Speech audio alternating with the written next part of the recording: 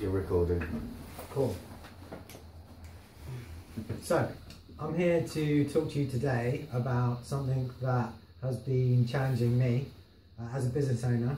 How do I get the type of content that I want to get out to the kind of audience that I want to connect with? And one of the things I became aware of is that the majority of business owners, if you're like me, you have a smartphone in your pocket. And one of the things I've been talking to Tristan today about is how I can use technology to solve my problem of being able to engage with my audience. And he's been teaching me some techniques that I can use to be more consistent and to deliver my message to as many people as possible. So over to you, Tristan. So for anyone who doesn't know me, I actually deal in productivity and marketing, and I help people to be more productive so that they can find the time that they think they don't have to do the things that they need to do to market their business, which is part of the process David and I have been talking about this morning and that we're going to go through with you guys now. I am actually also recording, as well as the video that we've got here. I've got a video going up so that you can see what we're doing from behind the scenes as well, which will link the two together so that you can see how we've set up and everything, because we're looking at the productivity of nowadays. This is basically your whole office. We were talking this morning about the fact that you can do the majority of the things you need to do for your business from a smartphone. So if, like David and I, you're working on a smartphone, this video is coming to you straight out of a smartphone. So that's kind of step one, is looking at how you can best use the tools that you've already got in your business. And one of the big things that most people struggle with is the actual implementation, I guess. Is one of those things that I show people day to day how they can use the devices that they've got, the products that they've already got, and tools in there. The problem, yeah. So the problem is that I've got all these ideas in my head. I've got all of this stuff that I'm talking to my clients about on a day-to-day basis, and that has real value in the world. But yet, if you look at the amount of content that I actually produce and put out, it's like a fraction of what's in my mind. And that's kind of frustrating because I want to help more people, but yeah, it's lost in translation somewhere. And that's what we've been talking about. So David and I were chatting this morning about how we could move from that small amount to all of the stuff. And one of the big problems that most people have is that they don't realise that they're actually already creating all of the content that they need to create for social, for their blogs, and for pushing out online. They're just not documenting it properly. So now we're going to walk you through the process of content creation using a smartphone. And it's really, really simple. It doesn't have to be a specific type of phone. As long as it's got a camera and ideally access to the internet, you should be good to go. So we're going to walk you through a process of how you get the ideas from your head into a whole range of different types of content. So starting out with your smartphone, as we said, there's a whole range of tools, but we're just going to focus at this point on just using the standard camera on the phone, using video as the primary start. So we're going to start with the source being video from your smartphone. So we're going to go from a smartphone into so it's a smartphone video recorded. Obviously, if you want to level up on that, it could be a live video on Facebook. So we're going to go straight into a source video. Most people are comfortable to talk about their topic, but they get writer's block when they sit down in front of a computer. So sitting down quite often puts up an extra barrier. There's a fear of making a mistake when you do written content, whereas when you talk about it, you feel much more confident in your subject area. So then I suppose the fear becomes appearing on camera. That obviously subsides the more you do it. So if you're starting out, I would recommend just doing like some recorded, maybe not live, and just doing it and practicing and looking back at yourself and seeing how you can improve. So obviously we're going to look at creating a source video, which is exactly what we're doing now, is recording some video content. Now we're going to take you through the process of how you get from video all the way through the process back down to covering video, blog content and social content, all from one piece of content. So once you've recorded a source video, this one's a bit conversational, so this might not translate as well in this example, but this generally works if you're talking around one topic and a bit more directly around how to implement something. So using a source video, so this would need to be quite specific on a topic. Once you've created this, there's a couple of key tips here. You can then go straight from a video. Obviously you would upload this video online, and now there's some tools that people don't realize are available to them already here. So obviously you want to put it where people can see it, so you might upload it to Facebook, but the key here is you can actually upload this straight into YouTube, and I'll show you why you need to do that in a sec. So upload, so we're going to go to Facebook and YouTube.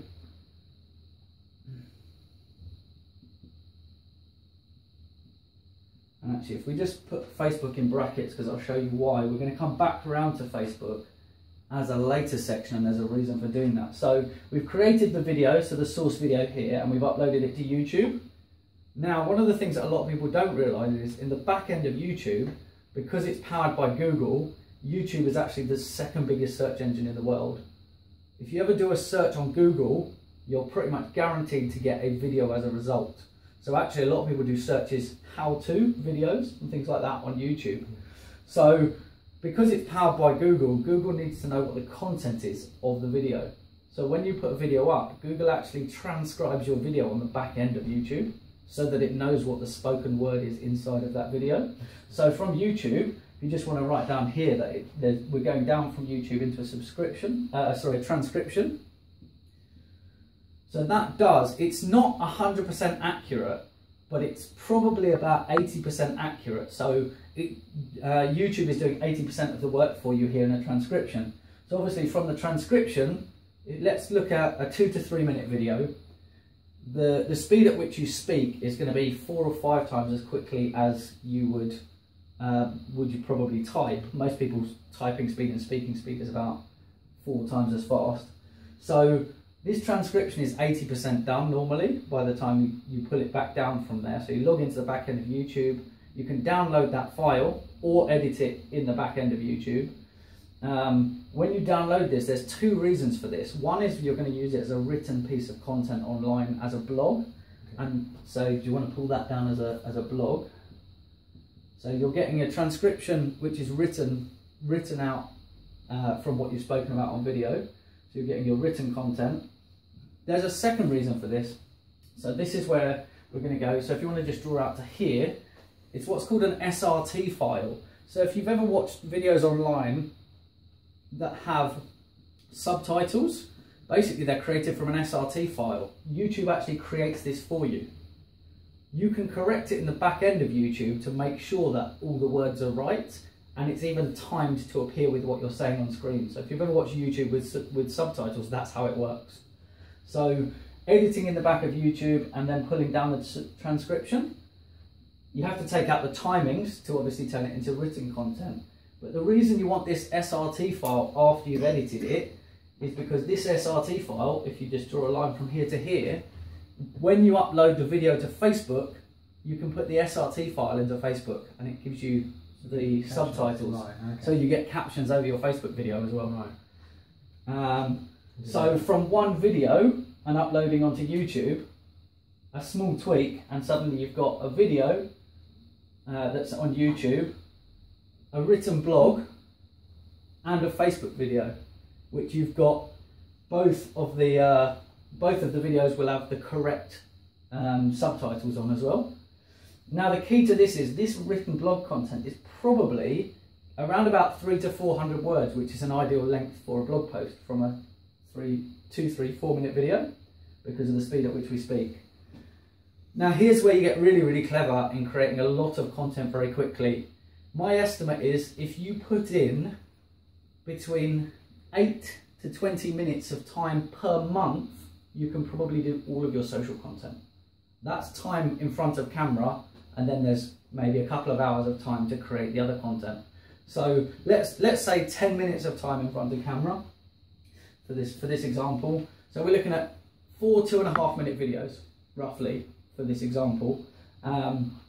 So we're doing the videos, turning them into putting them on YouTube and getting a transcription, written blog post. Now this is as I said, about 300-400 word piece of content, and from there we can then pull out of that So microblogging sites like Twitter, what's the key insights? So from here we can pull out key insights for Twitter. We can also then put in slightly longer pieces that maybe lead people to read the blog that you might put out to Google+, Facebook and other social platforms. So obviously the idea of putting all these parts out to all this social content is to drive people back to read the full blog. So you're not putting the full blog out on this platform.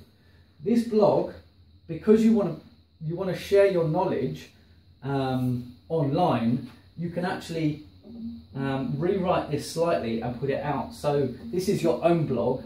If you just want to write one, draw. Let's swap sides a sec. If you want to draw one out here, there's two other platforms that I want you to seriously consider if you're writing content in your specialist area. One is LinkedIn as a blogging platform. Now bear in mind, the way you write for LinkedIn is it's very business to business, so it needs to speak in that audience. The other one is Medium. Medium's a really powerful blogging platform, very easy to use, and actually the interface on LinkedIn is pretty much exactly the same as Medium now, because they're kind of the leader in how that platform works. So you've got your written blog, you've then got a couple of other pieces that would cite the original piece, so people would come back. Now it's key to drive people back to your own content on your own blog for tracking purposes, knowing who's looking at your content for your analytics.